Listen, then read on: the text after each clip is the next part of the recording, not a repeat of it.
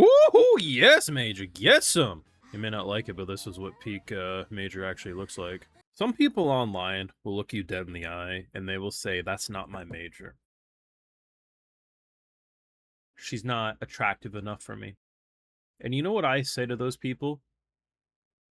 Cowards. I have no idea how the story is going to play out, but in just terms of like a pure fun, over-the-top, violent factor, I think this will be a very entertaining show for the season. And one of the top 5 most visually stunning shows for me. As I was saying, top 5 most visually stunning shows I've seen. And that's a thumbnail. Oh, dear.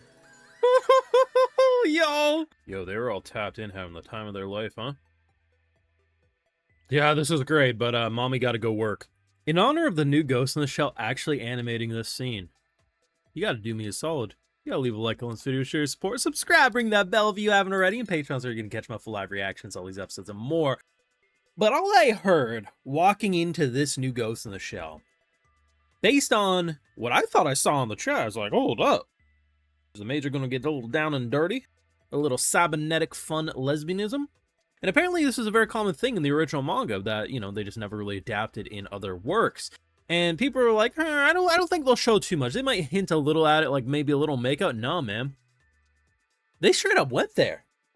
We be like doing some cyberpunk phone jacking where we like stick some sort of cord in our neck and experience some cybernetic fun times. The way they were just lotioning themselves up. You know what? Some people say, Brennan, is that really the important thing about this episode? These 3 beauties rubbing lotion. Yes, it is. This is the most important thing, because here's what, you know what? Haters will try to tell you this isn't Pete Ghost in the Shell. They'll say this isn't my Major. This isn't the Ghost in the Shell I grew up on. And hey, you know what? You're right. When they were making Ghost in the Shell, they did it different than the OG manga. And as I say, it doesn't matter what comes first, the chicken or the egg. You like what you like, and whatever is the first one you experience is the one that you will compare it to. I completely see where you're coming from. But I am not a loser, and I know that this is still peak. Even if I had an opinion, a strong one, that I like the other version better, I am not loser enough to have issues with cinema. And it's funny, because in the early point of this episode, I was still vibing with her. I just thought I liked the look of her, I liked the feel of her drunken aura. The fact that bro was like tapping in and seeing this shit too was just so fucking comedy gold, man. The expressive nature of the character models, like this art style is fucking cooking. Like just like when she wakes up and then it's kind of like the morning after your one night stand and then she just gets mad and whips the pillow, bro. So good. But then you have like the gritty side of the show too. Like you have conventionally attractive characters. You have, you know, whatever the fuck slobbery bastard this is. Everything about this show is looking fantastic. And I think it's so interesting, just like, the more you see of this world, I feel like they're doing world building with just visual details alone. Like, I feel like you're getting an understanding of the culture, the vibe of the world, the distance between the rich and the poor. The thing about it, though, is that I almost feel like when it comes to the technological side of the show, if Serial Experiments Lane was made in today's climate, I feel like a lot of the, like the way cords and plumbing and pipes and just the TVs and stuff, it sounds weird, but like this is how I feel like Lane would look in today's climate. Character models and backgrounds completely different, but there is something about the overall vibe of this show that just makes me think like this is in a way how it would probably look. It was very fun because I like the idea of how the story is being structured. It's not like, okay, we're jumping in, here's the bad guy of the season, here's all. It's just like we jump in and she's already Major is an established character, right? She has a job to do. And in this case, the episode basically revolved around these 2 trashmen, right? Going from phone booth to phone booth, doing some hacking, a little up to no good. But it's a very brilliant cover story because essentially you're doing your job. One guy's loading the trash, one guy is like fucking fiddling with the goddamn phone. And at face value, it doesn't look like anything's majorly off, right? And I think it's a very brilliant way to be a criminal in this situation. Unfortunately, it didn't really work out for them, but it is a very clever way of handling this. And unfortunately, you know, they're one of their last stops. They pretty much just drag it to the man who says, "You motherfuckers are bringing the feds to me," and just starts blasting. I can't even blame bro. Like, it does not look very good. But like, I thought they were rip bozos for sure, but they're seemingly alive. It's just such a very fun episode. It was even stronger than the first. But what I'd like too is the way they've not only done world building with some visual details, but also the job itself, like they were doing here, It really goes to show how fucked up the society is, man.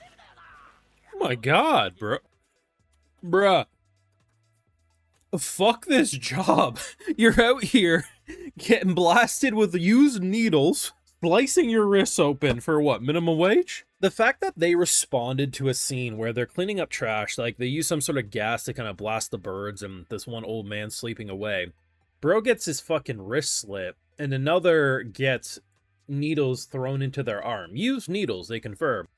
And the way they just so casually talk about how, like, you know, if this was back in the day, we'd probably have some armored suits for this job, but just with the way society has evolved and budget cuts and stuff like that, like, this is how they are. Like, the only way for them to get proper gear for the job they're doing would be to protest. Little moments like those go a long way to get you to understand what probably the general folk are dealing with, and unless you're a very high-ranking job, you're probably... It gives me the impression that this is a common enough occurrence that the safety of the general worker doesn't matter, and unless you have a very important job, you probably don't have many precautions in place. Whether it's, you know, I meme it because who doesn't love a little lesbian sex from time to time? But that shows the technological side of pleasure. Then you see stuff like this and you show the poverty side of the world. This episode, I think, did an even stronger job than the first, getting us to understand the type of world we're in, the type of character we're following. She's chasing her own pleasure. She's getting her jobs done. But at the end of the day, this is, yeah, it feels like this episode feels similar to stuff I've seen in Ghost in the Shell, but it's clearly doing its own thing. And I think it's just so fun watching, like, the expressive nature, because the type of art style they're using, the comedic really comes across. But even, like, when they're doing the chase sequences and stuff. Oh, shit. Look at the animation of how the car just, like, fucking bumping. Like we're on a roller coaster. The way the vehicles were, like, fucking bounce. Like, it's so expressive. And hey, if people don't like it, they don't like it. Everyone's free to their opinion. All I know is that this shit is peak for me. Top 5 of the season, both visually and story so far. I really like what we're watching. I think we're in for a very good time. And I remember the original manga is apparently pretty short, so we're probably going to fully adapt the OG manga, right? I'm not sure how the adaptation's looking. All I know is that, you know, from an anime-only point of view, I'm very, very happy with this. And even if they didn't adapt one of the famous scenes I've been hearing about, and I probably just the tip of the iceberg if we're being honest. This episode had so much to offer. I love how they're exploring technology. I love how they're doing world building. Just top tier if you ask me. But of course, those are my thoughts. You can let me know yours down in the comment section below. Remember to leave that like and subscribe if you haven't already, but Patreon is where you're going to catch my full live reactions, all this and more. And if you're already over on my Patreon, I'll give you a video shout out too, because my patrons are what make these YouTube videos possible. So today we got Harley Dave, Joseph, Artilia Farkas, 4-6, and we also have Doc. So I appreciate the support, everyone. Please take care, and y'all have a good one.